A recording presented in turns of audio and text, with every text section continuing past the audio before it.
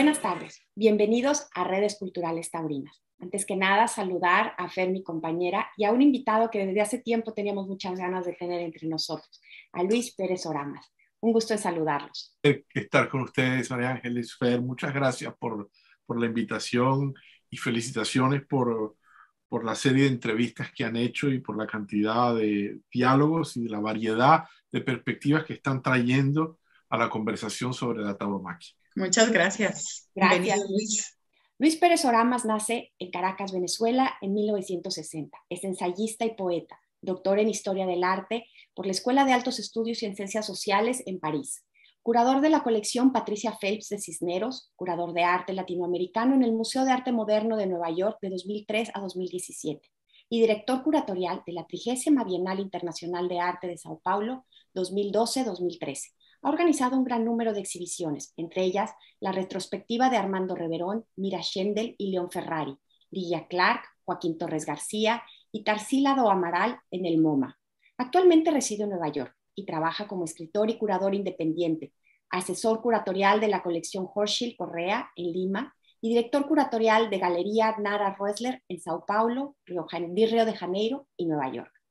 Ha publicado los volúmenes de ensayo Armando Reverón, De los prodigios de la luz a los trabajos del arte, Mirar furtivo, La década impensable y otros escritos fechados, La cocina de Jurassic Park y otros ensayos visuales, La República Baldía, Crónica de una falacia revolucionaria, Olvidar la muerte, Pensamiento del toreo desde América, entre otros. Pérez Oramas es autor de libros de poesía como Poemas, Salmos y Boleros de la Casa, Doble Siesta, Prisioneros del Aire, La Dulce Astilla.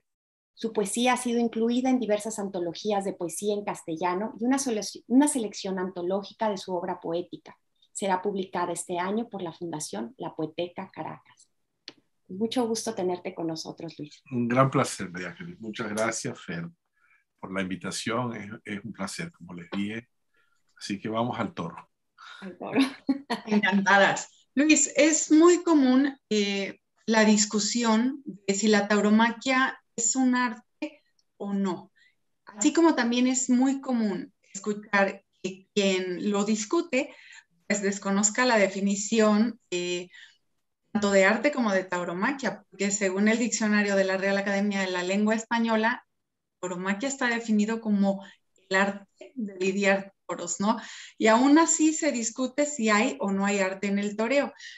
Yo también pienso que quien discute que sea arte, de pronto pasa por alto el sentido platónico de esta definición, ¿no?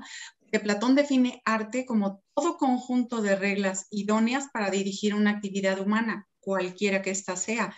Nosotros los taurinos tenemos las tauromaquias, son también estos tratados, este conjunto precisamente de reglas y de normas que se tienen que seguir durante el toreo. Bienvenido, qué gusto que vas a platicar con nosotros. Encantado. Bueno, vamos a empezar ahora sí que por el principio, ¿no? ¿Qué podemos entender por arte? Bueno, la pregunta es fascinante y sobre todo porque es una pregunta que se repite incesantemente en la discusión estética y en la discusión artística, qué es arte y qué no es arte. Todos hemos estado alguna vez durante nuestras vidas pensando alrededor de esa pregunta. Yo, que me he dedicado toda mi vida a trabajar el campo de las artes visuales y que como poeta pues, practico las artes literarias, lo que me encuentro en la realidad, digamos, del universo artístico es que la inmensa variedad de las manifestaciones, sean de artes visuales o literarias, resisten una definición identitaria, una definición esencial. Y para mí fue un momento, digamos, de emancipación intelectual cuando yo era un joven estudiante, doctorante en Francia, alrededor del seminario de un gran pensador de la literatura y de la teoría literaria que era Gérard Genet, un intelectual que en ese momento se interesaba mucho por establecer un diálogo con la filosofía analítica norteamericana o anglosajona, con aquel filósofo Austin. Escuchar una frase muy simple, pero que para mí funcionó con una resonancia epifánica. No importa, el problema no es saber qué es arte, sino cuándo hay arte, dónde hay arte. Y ahí yo atajaría la introducción de Fer, que me parece perfectamente pertinente. Para quien piense un poco más allá del estereotipo, un instante, 2 minutos más allá del estereotipo, lo que sería arte. Arte es siempre el arte de hacer algo. Arte es, como bien lo recordó Fer, como lo sabemos, la técnica griega, es decir, la capacidad de resolver un problema práctico con un resultado fructífero. De manera de que toda técnica implica un proceso artístico en el sentido más literal y técnico de la palabra, es decir, la aplicación de una serie de reglas y de hábitos con relación a un problema que hay que resolver. Pero existe, obviamente, y sobre todo en nuestro mundo occidental y a partir digamos, quizás el siglo XVIII o quizás el Renacimiento, una conciencia estética con relación a determinadas manifestaciones que por su capacidad de intensificar la percepción, de intensificar la relación estética en el sentido que tendría la palabra aistesis, es decir, de algo que te afecta a través de los sentidos, en este caso la visión cuando se trata de artes visuales, etcétera, o la audición cuando se trata de la música, que determinadas manifestaciones tienen una posibilidad para generar una intensidad muy particular en la percepción estética. Y a eso lo llamamos, digamos, una obra de arte. Yo recuerdo joven también, cuando empezaba yo a practicar la escritura y la ensayística sobre arte, haber ido a aquella famosa bella casa en Roma que se llama la Villa Farnesina, que era una casa de campo que tenía el cardenal Farnesio, ahora está, digamos, en Roma, y en la Villa Farnesina está la Galatea de Rafael, en uno de los frescos del techo de la Farnesina. Y yo recuerdo, muy joven, y con la arrogancia de la juventud, ver aquella maravilla de la Galatea de Rafael y impactarme, conmoverme, y ver frescos al lado que tenían la misma calidad técnica, pero que no producían la misma intensidad estética. Y entonces yo me preguntaba, y aún me pregunto, ¿cuál es ese suplemento que hace que el retrato de un señor vestido lo puedas reconocer como el retrato de un señor vestido, pero el retrato de Pedro Romero por Goya te conmociona por la belleza, por la densidad de aquellos colores, probablemente porque Goya entero entró en aquel retrato, Goya que quería ser torero, como Pedro Romero. Digamos, la intensidad, vamos a llamarla así, del alma, que siempre es una parte del cuerpo y que se manifiesta, que se transfiere a un objeto que se resolvió técnicamente. Entonces, yo creo que lo interesante es saber cuándo hay arte y dónde hay arte. Y que puede haber arte en el sentido de ese momento de intensidad perceptiva que uno no olvida y que uno tiene dificultad incluso para expresar. Hay músicas que nos dejan indiferentes y hay músicas que nos conmocionan. Hay arquitecturas que nos dejan indiferentes y hay arquitecturas que nos conmocionan y que nos detienen. Ahí hay dos cosas interesantes que observar. Los formalistas rusos que pensaron siempre, estos filósofos formalistas rusos a principios del siglo XX, que se preguntaban cuál es la literaturidad de la literatura. Es decir, cuál es la esencialidad de lo literario, cuál es la esencialidad de lo poético. Uno de ellos, el famoso Tinianov, llegó a una formulación que a mí siempre me ha parecido muy interesante. Es decir, aquello que nos desautomatiza la percepción. Es decir, que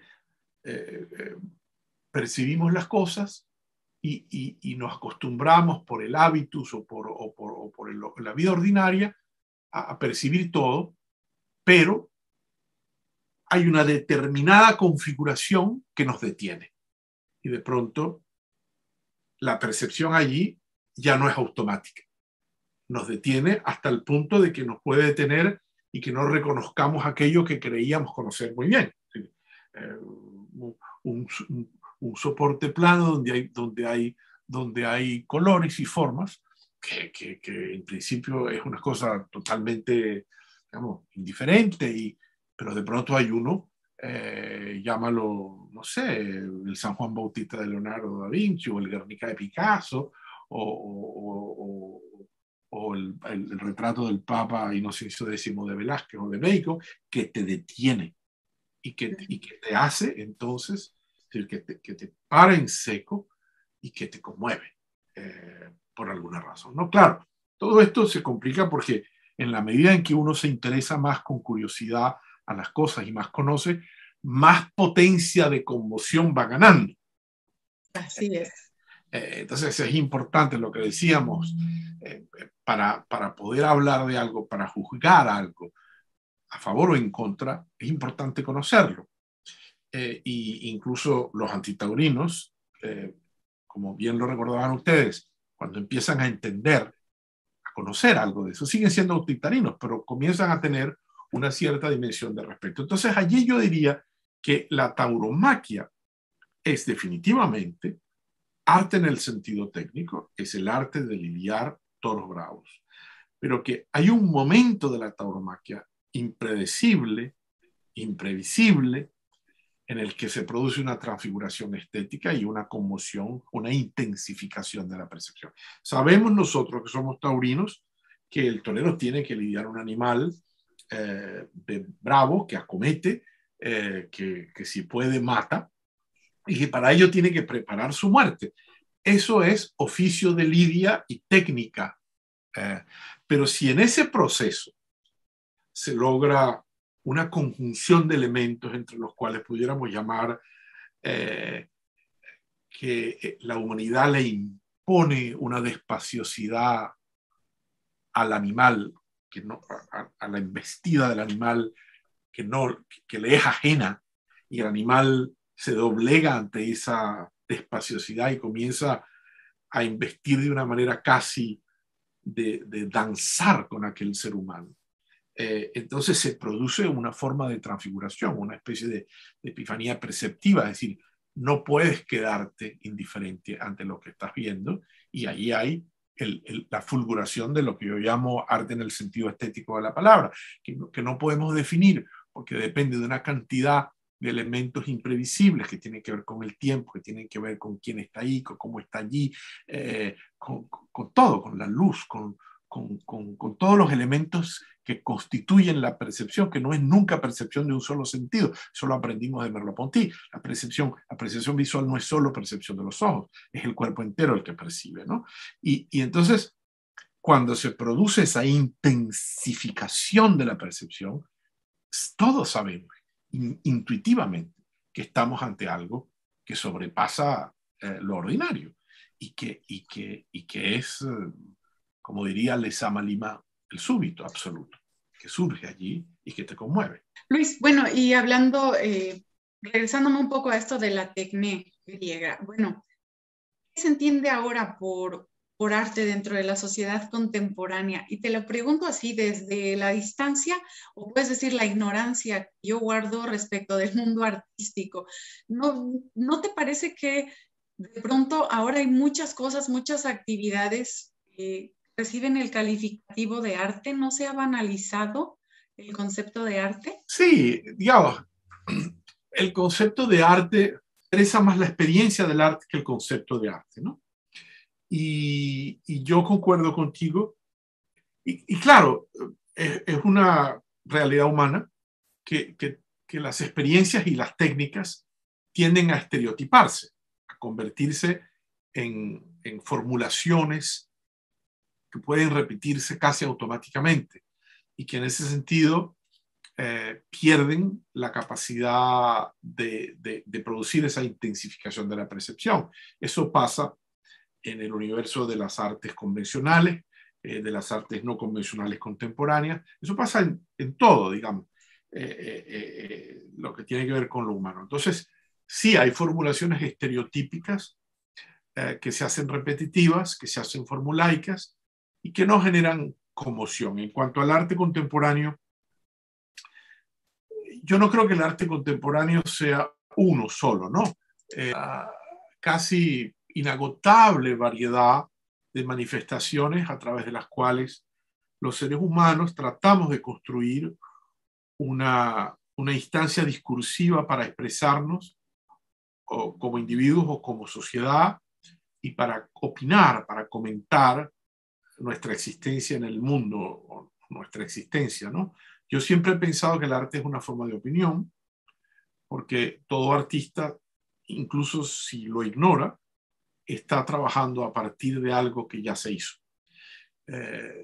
Y vuelvo con Merleau-Ponty, que es uno de los filósofos que a mí más me han marcado, que decía, en realidad lo que hacemos es añadirle el exceso de lo vivido a lo ya dicho.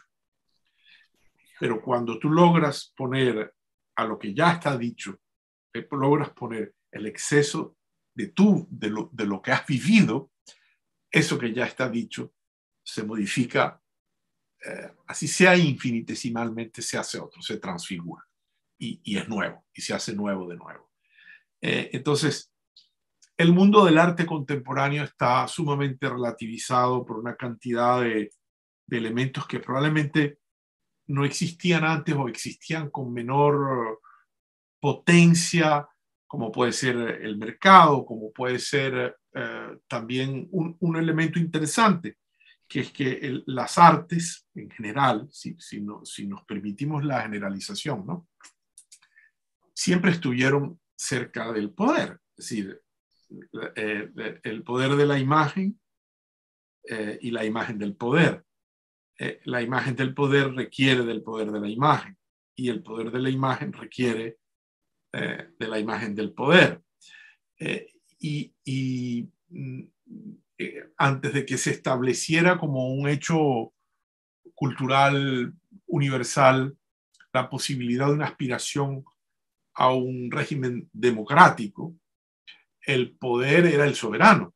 Entonces, yo me pregunto si el arte contemporáneo, a partir, digamos, de finales del siglo XVIII, en algún caso, alguna excepción, no responde precisamente a la representación de un soberano que ya no es el soberano individual, sino que es el pueblo, el colectivo, la comunidad.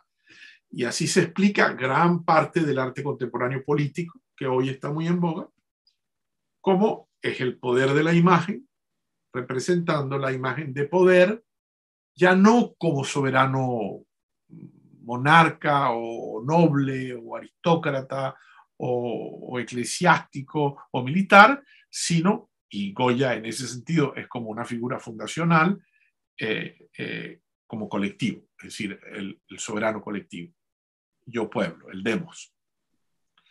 Pero es verdad que el arte contemporáneo, como todo, pues cae en soluciones formulaicas y en estereotipos. Yo generalmente suelo ser muy crítico ante algunas manifestaciones del arte contemporáneo, no porque no sean arte, porque yo creo que uno siempre tiene que tener la prudencia, la prevención de estar dispuesto a que te sorprenda, a que te conmueva lo que no esperabas que te conmueva y te sorprenda.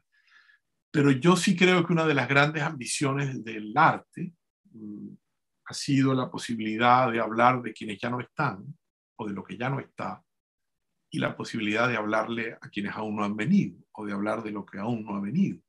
Y yo creo que esa aspiración, el arte contemporáneo mediatizado por el mercado, mediatizado por los automatismos de la opinión, ha perdido esa ambición. Claro. Y que está hablando de los que están aquí y a los que están aquí. Y en ese sentido no se diferencia de ninguna forma de ágora política o teatral. Y en ese sentido sí creo que pierde una ambición que a mí me parece fundamental, que es hablar de los ausentes y hablar para los ausentes. ¿Nos podrías hablar un poco de la dimensión lúdica en los toros? ¿Y qué relación guarda esta con el arte, esa dimensión con el arte? Bueno, yo creo que la dimensión lúdica, ¿no? Forma parte, llamémoslo así, el juego taurino, jugar al toro, burlar al toro, que últimamente es una definición técnica de lo que se hace con el toro bravo, burlarlo, engañarlo, para poder ir preparándolo a la muerte, en el caso de la corrida de toros a la española. Hay siempre una dimensión lúdica en ello, ¿no?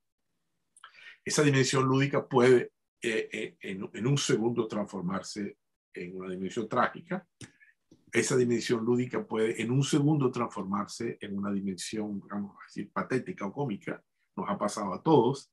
Es un momento así de instancia en lo que aquello se convierte en un rito inferior de matadero o en una tragedia, ¿no? Y la posibilidad de ambas está siempre allí, no diría yo amenazando, pero la sombra de ambas está siempre allí en el juego taurino, que consiste fundamentalmente en burlar al toro para ir preparándolo a su muerte. ¿Verdad? Que yo creo que la dimensión lúdica es inherente al arte taurino como técnica taurina.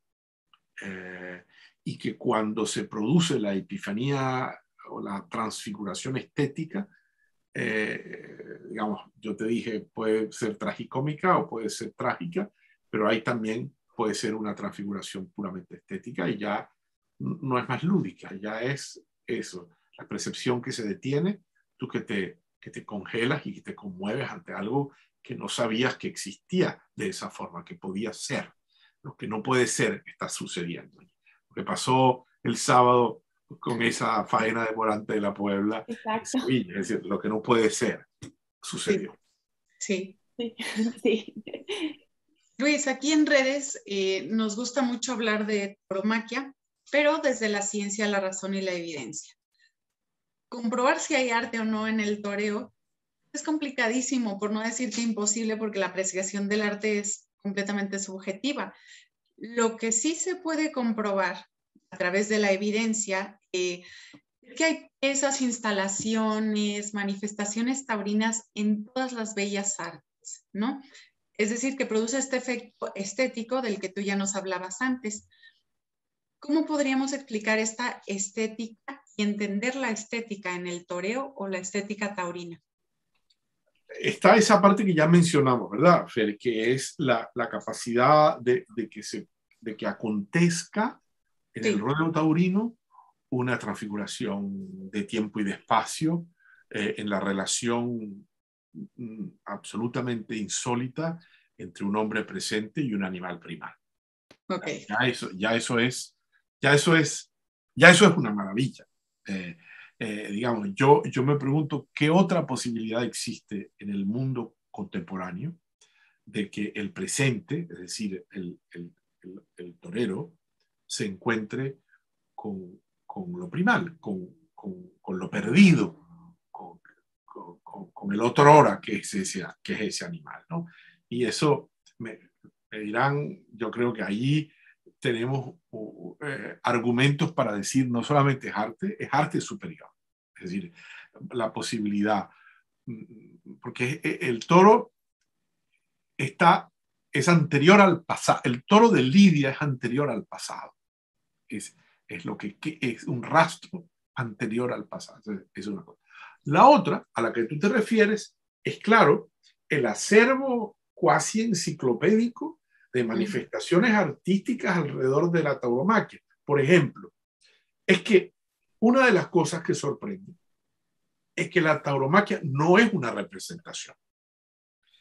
La tauromaquia parece una representación, ¿sí? Es una ceremonia, podemos llamarla que es un rito, es ciertamente un rito sacrificial o una ceremonia sacrificial, pero no es como en la misa, me perdonan los católicos, yo también lo soy, la representación, incluso a través de la transubstanciación, quienes creen en ello, de la muerte de Cristo.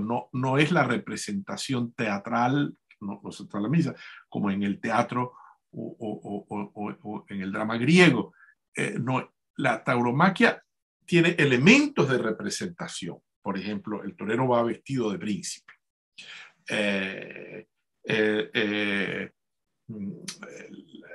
Hay una serie de normativas, de protocolos. Pero en la tauromaquia todo es presentación, todo es presencia.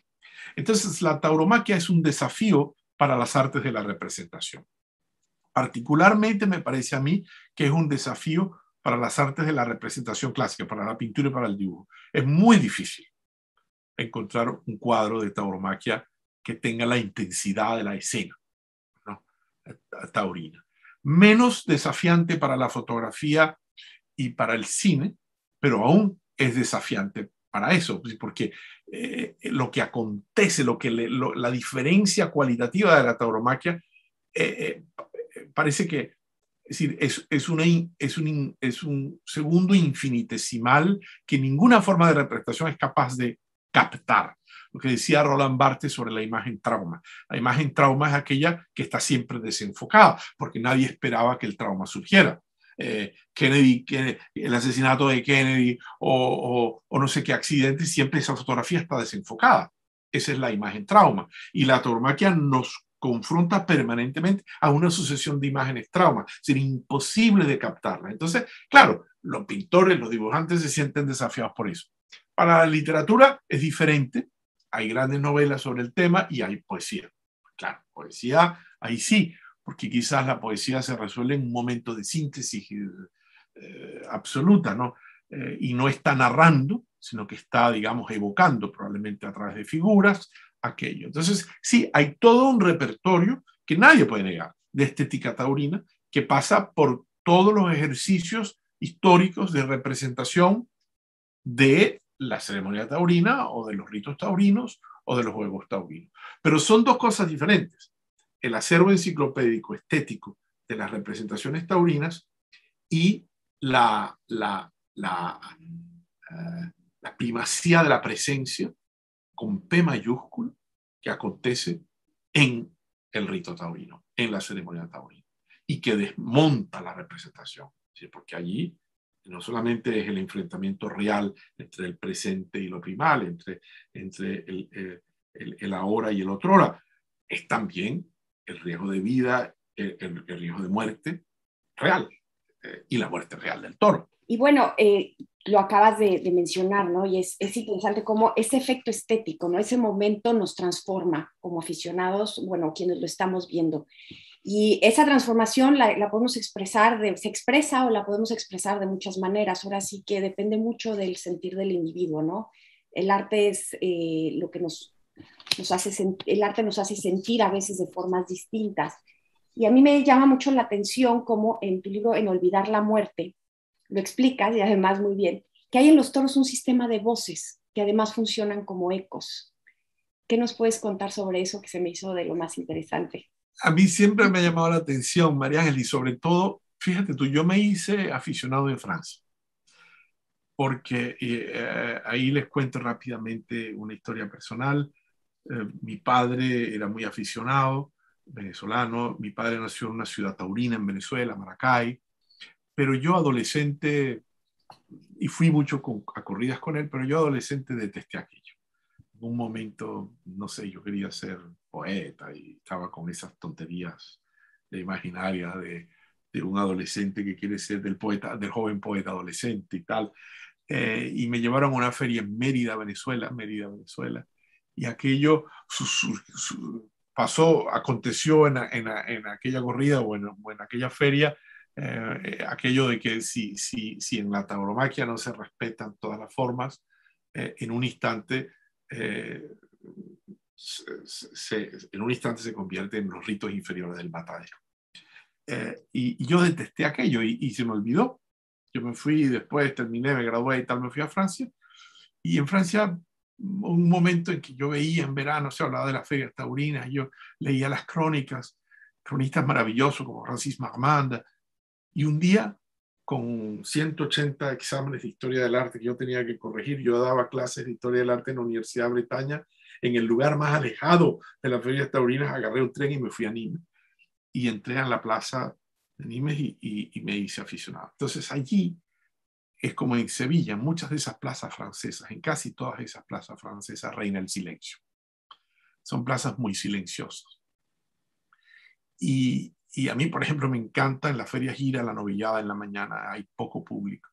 Y uno empieza a escuchar esos ecos, la voz del torero que cita al toro, ven torito, el mugido del toro, el relinche del caballo, el cabalgar del caballo, el sonido de aquellas cadenas que llevan las mulillas para arrastrar al toro. Es decir, hay un universo de ruidos que para mí son casi musicales alrededor de aquel asunto de la tauromaquia, ¿no? Y la plaza generalmente es como un redondel de resonancias. Claro, cuando aquello se llena, cuando no hay billetes, entonces está la voz multitudinaria. Y entonces a esas voces, que a veces son voces guturales, que no son las voces labiales, como decía el otro, sino que son las voces que vienen del fondo de la garganta, cuando realmente te estás enfrentando a un asunto que te compromete hasta la vida, se oponen las voces labiales de los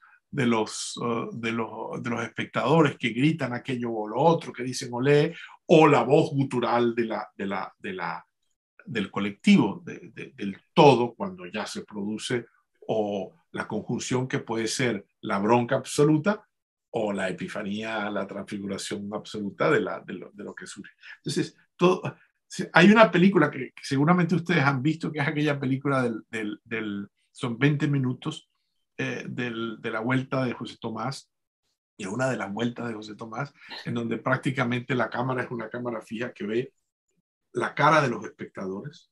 Nunca se ve a José Tomás torear, y aquello es una maravilla, ¿sí? Porque es ese elemento de las voces, ¿no? que está en la tauromaquia. Tengo la escena de la película y justo. Vámonos ahora a la geometría, Luis. ¿Qué te parece si nos hablas del espacio y de la importancia que tiene en la tauromaquia, concretamente en las plazas de toros? Eso es fascinante, Fer, porque yo veía ayer en la transmisión de la corrida de Sevilla como aquella media luna de luz corta, aquella media luna de luz se proyectaba sobre la maestranza, y uno veía aquel prodigio geométrico, ¿no? Que es el redondel sombreado de la maestranza, además con aquel color de aquel albero y de pronto aquella media luna de sol que ya iba cediendo. Bergamín decía que la tauromaquia era geometría y que había que verla en la andanada, que había que ir arriba a verla como un juego geométrico. La geometría a mí me parece fundamental en la tauromaquia. Digamos, yo siempre la pienso de esta forma, ¿no? Hay y es una cosa que me gustaría subrayar para quienes nos escuchan y que creen que el tema de la corrida empieza con el paseillo y termina con el arrastre del toro. Para mí la corrida, eso es lo maravilloso, Ángel, de que hablen con Chapo y que toquen el tema de Pamplona. La corrida empieza en el campo. La corrida empieza en la cría de aquel animal, en el cuidado de aquel animal, en aquel animal que está en un espacio infinito, libre, ¿no? Y ese espacio se va a ir geometrizando. Primero, los animales son traídos a la ciudad, son mantenidos en corrales fuera de la ciudad donde hay encierro, y ese es un primer, digamos, aquel espacio se organiza como espacio construido en la ciudad, y aquel animal que viene del infinito de la dehesa entra en la densidad urbana. Y en el medio de la densidad urbana hemos construido un círculo de desierto, que es la Plaza de Toros, que es uno de los prodigios culturales de la tauromaquia. Una de las cosas que a mí más me gusta hacer cuando se puede, que uno puede sobrevolar las ciudades taurinas, es ver cómo en aquella densidad absoluta de edificios, de calles, de recovecos, hay aquel vacío circular de la Plaza de Toros. Claro, también lo hay en el Estadio Olímpico, etcétera, etcétera. Pero en la Plaza de Toros es un vacío de tierra, es como un cero de desierto, es como un círculo de desierto que ha sido construido voluntariamente en medio de la densidad urbana. Y ese lugar está geometrizado, no solamente es un círculo perfecto, puede ser un oval, etcétera, puede ser en algunas plazas antiguas un cuadrado o un rectángulo, pero además, porque el reglamento taurino es muy exigente y la ceremonia se produce en términos de tercios, son 3 tercios, son 3 toreros, son 3 parejas de toros, son 3 banderilleros, son 3 parejas de caballos, se dibujan, ¿no?, los tercios en ese espacio de desierto. 2 líneas que hacen entonces 3 territorios perfectamente normalizados para lo que puede o no acontecer allí. Por ejemplo, que la pica, el picador tiene que mantenerse detrás de uno de esos círculos y no puede ir adelante para respetar la distancia en la que se mide la bravura del toro. De manera que toda aquella voluptuosidad de luces, de sangre, de brillos, de pelambres de animales, de música, acontece en un medio perfectamente geometrizado, que es la plaza y que son los tercios, y en donde de pronto la geometría se impone como una especie de instrumento regulador de esa transformación prodigiosa del animal primal a la temporalidad humana, a la muerte del animal. Que ahí, digamos, como el espacio infinito se va modulando a través de la geometría taurina para que se produzca ese prodigio de temporalidades en la que el hombre le impone al animal su ritmo, su despaciosidad, que es luego el preludio de su muerte, la muerte del animal. Has hablado de la geometría, las plazas redondas, pero a mí me gustaría también nos explicaras, porque también hablas del toreo como recorrido vertical del espacio. Sí. Pues pasamos de una a un recorrido vertical. Claro, porque ¿qué pasa? Yo pensaba así, María Ángel. Al final, ¿de qué se trata?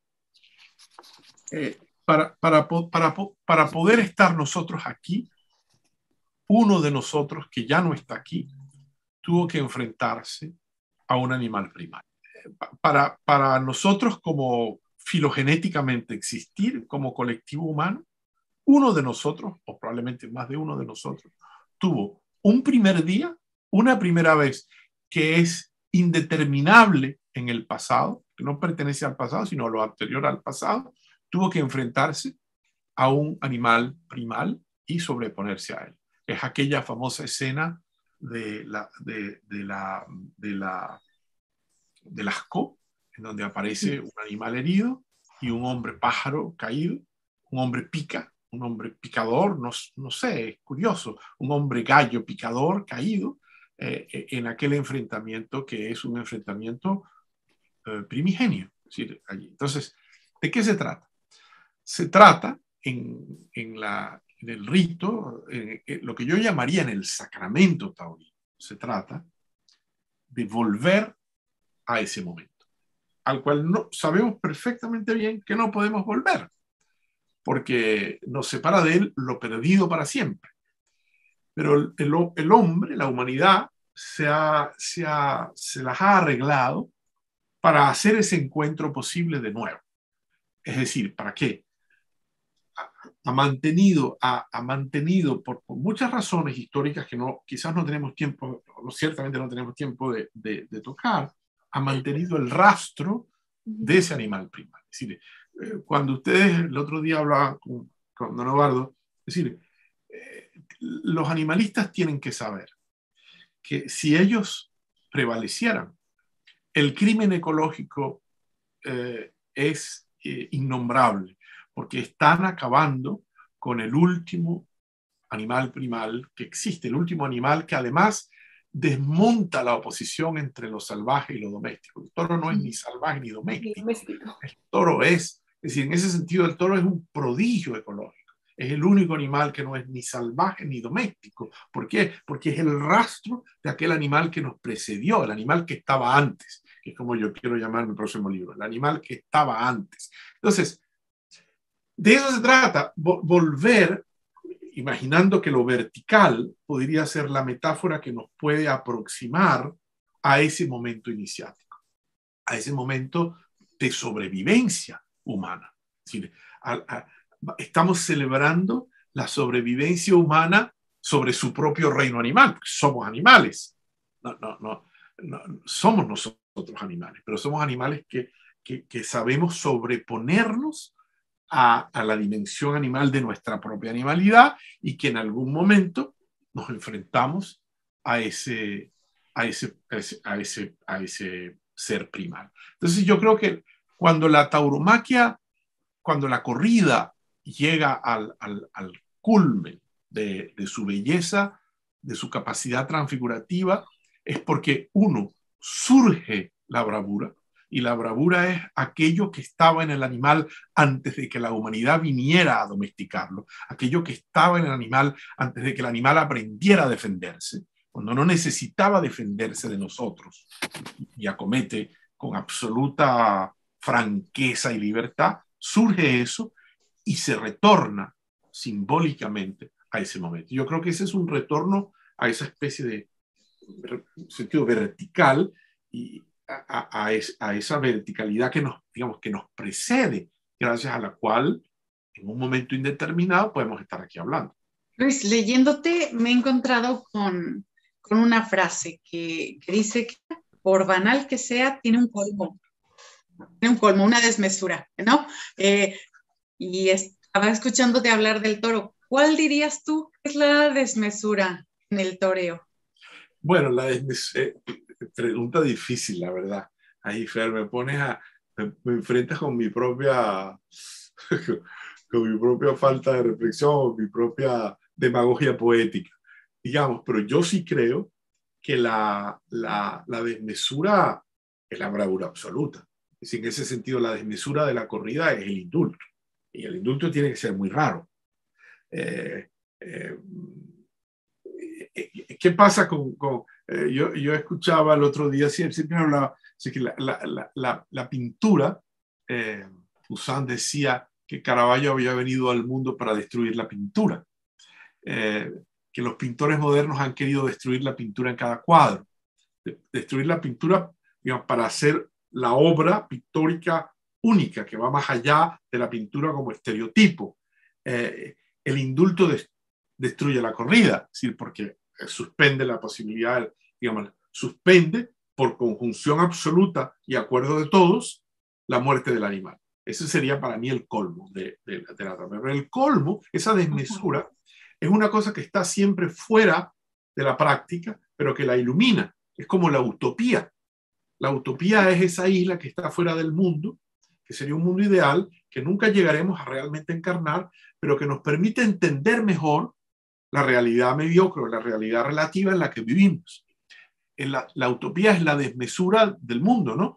Y yo creo que es importante esas cuestiones de desmesura. No, claro, y me viene perfecto que lo digas en un momento como este, en el que de pronto corremos el riesgo de perder esa desmesura y caer en una indultitis que lejos de resaltar o hacer notar esta bravura como algo fuera de lo ordinario, nos puede empezar a regalar animales de menor calidad o de menor bravura. Claro. Y ahí el ganadero no sé qué hará con eso, pero... Ahora sí que ahí entramos. Oye, bueno, Luis, tenemos muy claro, y ahora sí que leyéndote y tratando de entender todo lo que escribes, que además es de verdad interesantísimo. Ojalá mucha gente se siente a leerte y a leer todo lo que escribes y cómo lo escribes y entenderlo, ¿no? Podemos decir que según Paracelso, ¿no? Lo arcano es la fuerza que mueve los elementos, el espíritu que anima, el animador de la naturaleza. ¿En qué sentido podemos entender esa regresión arcana que tú sugieres? Y más puntualmente que tú enuncias, ¿qué nos provoca el asistir a una corrida de toros? Lo segundo, yo diría que no podemos saber lo que nos provoca. Algunos vamos por una razón, otros vamos por otro. Yo sinceramente voy esperando ver la bravura resurgir, ¿no? Y para que la bravura resurja necesitas tener un gran torero, ¿no? Que entienda que eso está surgiendo allí, que ese surgiente súbito fondo primal de casta está surgiendo.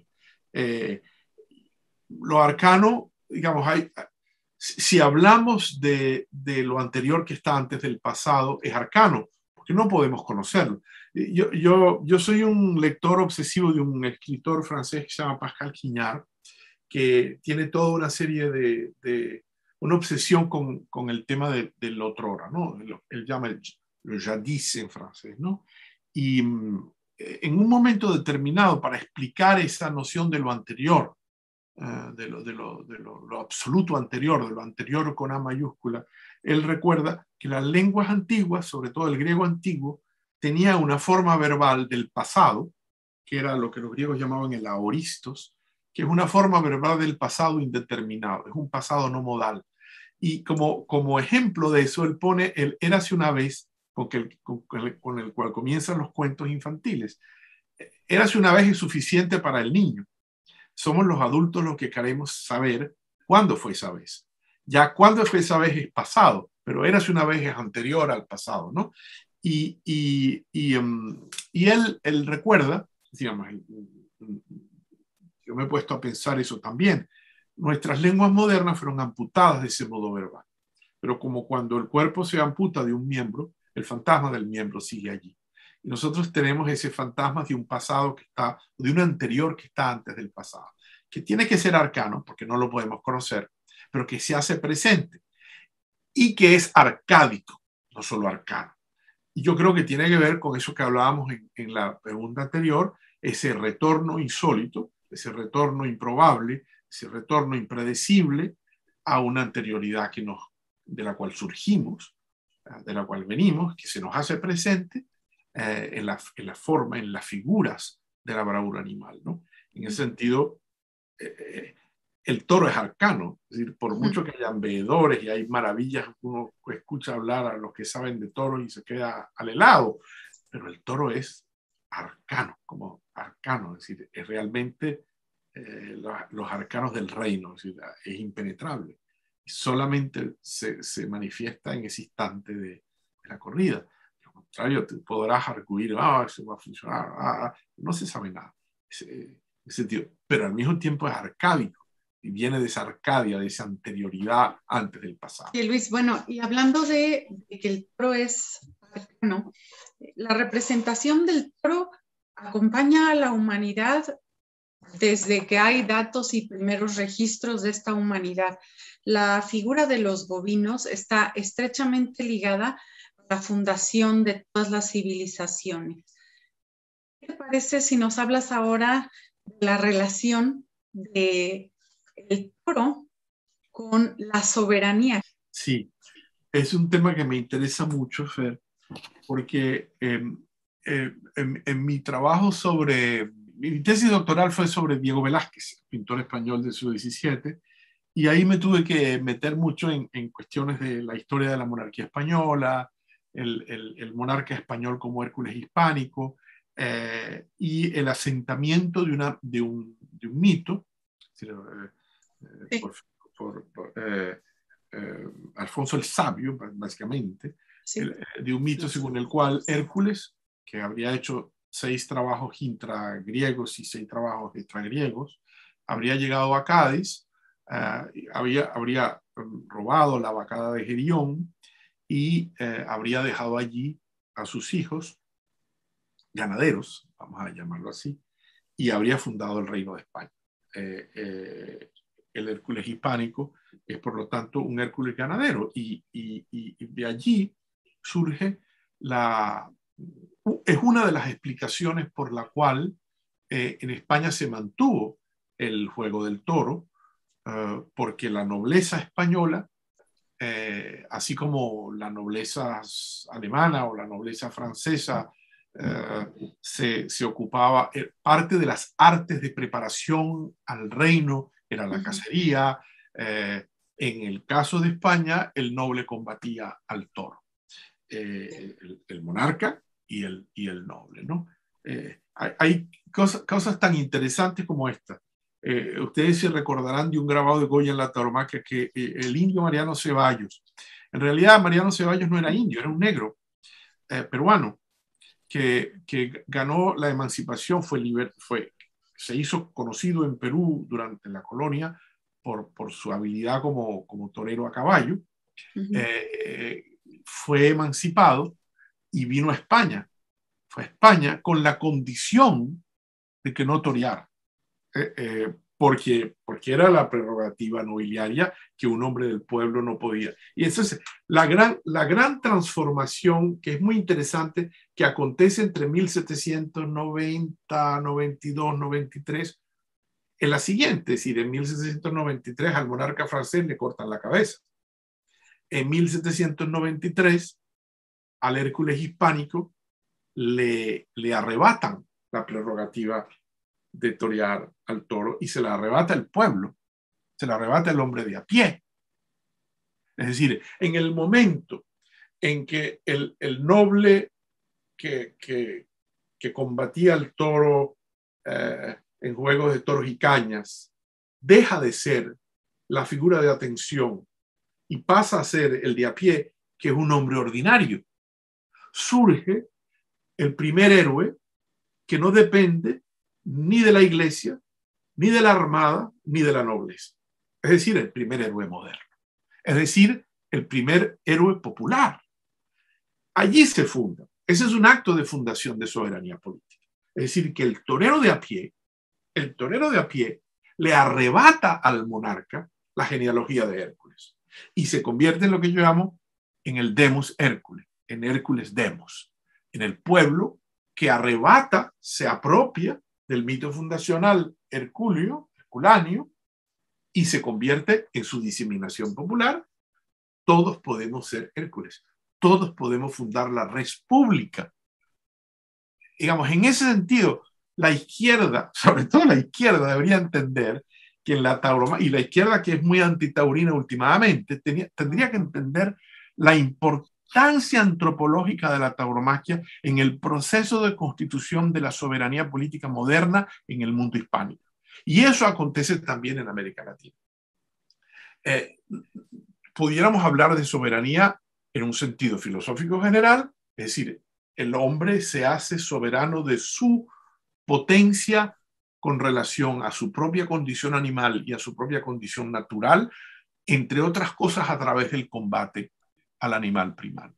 Y esa es una fundación de soberanía. Pero además, históricamente, políticamente, surge y acontece que a través del rito y del juego taurino, la fundación de la soberanía política pasa por ella, pasa por allí. Es decir, no es un hecho que en cada fundación de ciudad española en América se celebra, digamos, con alguna ceremonia religiosa y con juego de toros y cañas. Que los toros mexicanos, que Hernán Cortés trae los toros navarros a México, a Tenco, y que están allí desde ese momento. Es decir, ¿por qué? Porque están trayendo el fantasma de Hércules, están trayendo y extendiendo la fundación del reino a través del juego taurino. Y luego el pueblo se apropia de eso. Te oigo hablar esa pasión por la tauromaquia, ¿no? Pero tú vives en un mundo anglosajón, trabajas en vamos a decir, en Nueva York, que estás en el medio del arte y la curaduría. ¿Cómo ven tu afición taurina? Alguien que, como te digo, vive en otro mundo, y ¿cómo ven tu afición taurina? ¿Cómo se percibe desde el mundo en el que trabajas?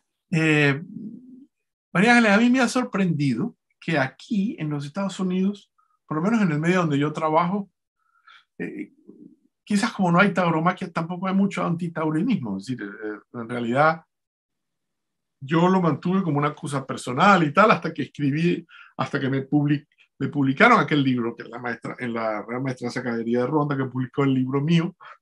Y allí, para mi sorpresa, mis colegas norteamericanos se fascinaron completamente. Yo recuerdo que estaba en un viaje de trabajo con MoMA en Cali, y había una de esas reuniones curatoriales fastidiosísimas, pero yo sabía que había corrida, y yo me le escapé, y se dieron cuenta que yo me estaba escapando y preguntaron que por qué, porque yo iba a ver los toros. Se querían medir todos a ver los toros. Y el director del Museo de Arte Moderno, que Glenn Lowry, se fascinó que yo hubiera escrito un libro de toros. Digamos, en ese sentido, ha sido interesante ver que hay un interés, digamos, curioso por ese asunto.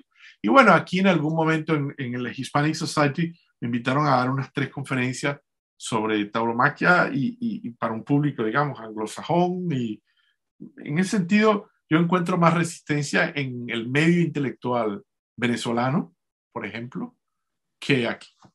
Sí, totalmente, totalmente de acuerdo.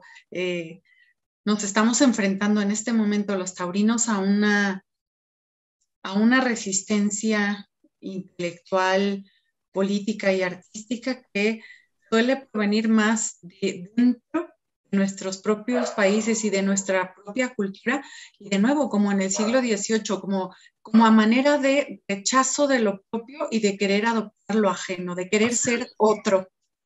Así es. Totalmente, o sea, estoy totalmente de acuerdo. Es en todos ellos el fantasma del eurocentrismo, aquel de Unamuno que inventan ellos. Ellos quieren ser más alemanes que los alemanes, más suecos que los suecos. Ándale. Y es una tontería, porque en el fondo, digamos, lo que hay ahí es un profundo sentimentalismo irracional.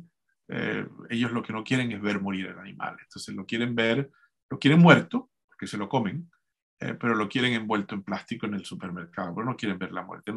En realidad no les interesa más nada de lo que dicen. Y allí, yo he estado leyendo últimamente un filósofo francés-italiano, Emanuele Coccia, que está repensando todo este tema de la ecología, de la naturaleza, de la vida de las plantas, y es muy interesante porque él es muy crítico de la ecología y de la ecología sentimental, y concretamente muy crítico del animalismo. Él dice, allá hay un moralismo superficial que no entiende que la heterotrofia implica la muerte de otros animales para que otros animales sigan viviendo. Si es así.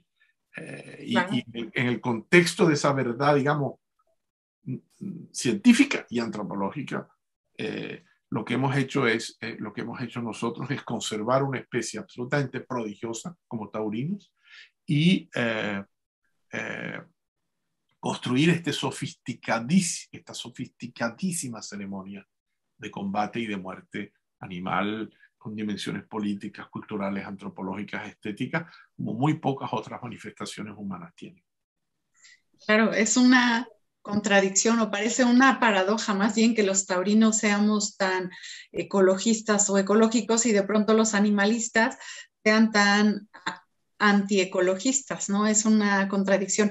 Muchísimas gracias por haber estado hoy con nosotros, Luis. Ha sido un placer, un verdadero placer, y la gente que nos escuche vea que hablar de si hay o no hay arte en la tauromaquia, en el toreo, a la ligera, no es tan sencillo, no es algo que se deduzca desde el sentido común. Así es, así es. Arte es esto que ustedes hacen. Exactamente. Muchísimas gracias. Gracias a ti, ha sido de verdad un placer oírte, y ojalá de veras te lea mucha gente y aprenda de todo lo que escribes. Muchas gracias y suerte con esto, y maravilla la red. Qué bien. Muchas gracias, muchas gracias. Esta es tu casa, esperamos que no sea la última vez que estás con nosotros. Por favor, me encantaría. Un gran beso a las dos y muchas gracias por su invitación. Me he sentido súper privilegiado. Gracias. Muchas gracias.